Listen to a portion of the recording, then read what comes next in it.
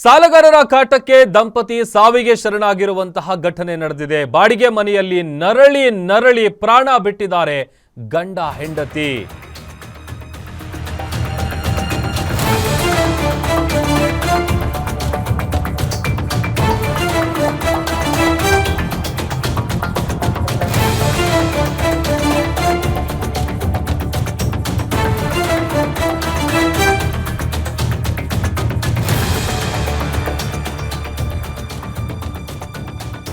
ಸಾಲಗಾರರ ಕಾಟಕ್ಕೆ ಬೇಸತ್ತು ಜೀವ ಬಿಟ್ಟಿದ್ದಾರೆ ದಂಪತಿ.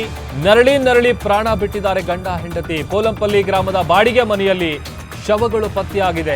ಗುಡಿಬಂಡೆ ತಾಲೂಕಿನ ಪೋಲಂಪಲ್ಲಿ ಗ್ರಾಮದಲ್ಲಿ ನಡೆದಿರುವಂತಹ ಘಟನೆ ಇದು. 70 ವರ್ಷದ ಅಶ್ವತ್ಥಪ್ಪ, 65 ವರ್ಷದ ಹನುಮಕ್ಕ ಮೃತಪಟ್ಟಿರುವಂತಹ ದಂಪತಿಗಳು ಸಾಲಬಾಧೆ ತಾಳಲಾರದೆ ಆತ್ಮಹತ್ಯೆ ಮಾಡಿಕೊಂಡಿದ್ದಾರೆ ಎನ್ನುವಂತಹ ಮಾಹಿತಿ ಸಿಕ್ಕಿದೆ. ವಿಷ ಸೇವಿಸಿ ಆತ್ಮಹತ್ಯೆಗೆ ಶರಣಾಗಿರುವಂತಹ ಶಂಕೆ ವ್ಯಕ್ತವಾಗ್ತಾ ಇದೆ. ಫೈನಾನ್ಸ್ ನಡೆಸ್ತಾ ಇದ್ದ ದಂಪತಿ ಸಾವಿನಿಂದ ಆಕ್ರಂದನ ಮುಗಿಲು ಮುಟ್ಟಿದೆ. ಸ್ಥಳಕ್ಕೆ ಗುಡಿಬಂಡೆ ಠಾಣೆ ಪೊಲೀಸರು ಭೇಟಿ ಕೊಟ್ಟು ಪರಿಶೀಲನೆ ನಡೆಸಿದ್ದಾರೆ.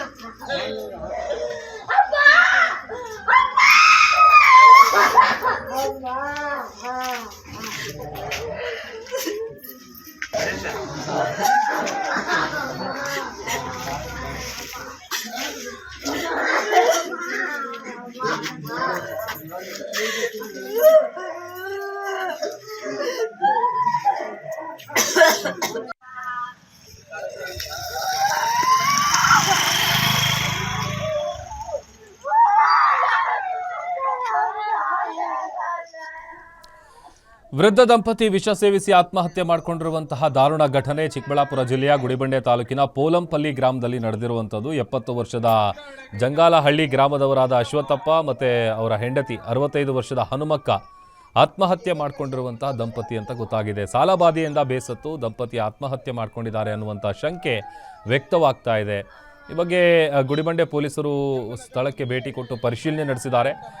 70 ವರ್ಷದ ಅಶ್ವತ್ಥಪ್ಪ, ಅದರ ಜೊತೆಗೆ ಅವರ ಹೆಂಡತಿ ಹನುಮಕ್ಕ ಕೆಲ ವರ್ಷಗಳಿಂದ ಪೋಲಂಪಲ್ಲಿ ಗ್ರಾಮದಲ್ಲಿ ವಾಸ ಮಾಡ್ತಾ ಇದ್ರು. ಮತ್ತೊಂದು ಕಡೆ ಅವರ ಆರ್ಥಿಕ ಪರಿಸ್ಥಿತಿ ಹದಗೆಟ್ಟಿತ್ತು, ಸಾಲಬಾಧೆ ಕೂಡ ಜಾಸ್ತಿ ಆಗಿತ್ತು ಅಂತ ಮಾಹಿತಿ ಸಿಕ್ಕಿದೆ. ಹೀಗಾಗಿ ಇದರಿಂದ ಬೇಸತ್ತು ದಂಪತಿ ಆತ್ಮಹತ್ಯೆಗೆ ಶರಣಾಗಿರುವ ಶಂಕೆಯನ್ನು ಪೊಲೀಸರು ವ್ಯಕ್ತಪಡಿಸ್ತಾ ಇದ್ದಾರೆ. ಇನ್ನು ಸ್ಥಳೀಯರು ಬೆಳಿಗ್ಗೆ ಮನೆಯಲ್ಲಿ ಇಬ್ಬರು ಮೂರ್ಛೆ ಹೋದ ಸ್ಥಿತಿಯಲ್ಲಿ ಪತ್ತೆಯಾಗಿದ್ರು. ತಕ್ಷಣ ಮಾಹಿತಿಯನ್ನು ನೀಡಿದ ನಂತರ ಗುಡಿಬಂಡೆ ಠಾಣೆ ಪೊಲೀಸರು ಸ್ಥಳಕ್ಕೆ ಬರ್ತಾರೆ, ಪರಿಶೀಲನೆಯನ್ನು ನಡೆಸ್ತಾರೆ. ಮುಂದಿನ ತನಿಖೆ ಈಗ ಕೈಗೊಂಡಿದ್ದಾರೆ. ದಂಪತಿ ಆತ್ಮಹತ್ಯೆಗೆ ನಿಖರ ಕಾರಣವನ್ನು ಪತ್ತೆ ಹಚ್ಚೋದಕ್ಕೆ ಪೊಲೀಸರು, ಕುಟುಂಬ ಸದಸ್ಯರು ಹಾಗೂ ಗ್ರಾಮಸ್ಥರ ಹೇಳಿಕೆಗಳನ್ನು ಪಡಿತಾ ಇದ್ದಾರೆ. సమస్య ఏమీ మాకు తెలీదు, కానీ మా యొక్క పెద్ద మా యొక్క మాకు బావు కావాలి, మాది సిద్ధిగానల్లి.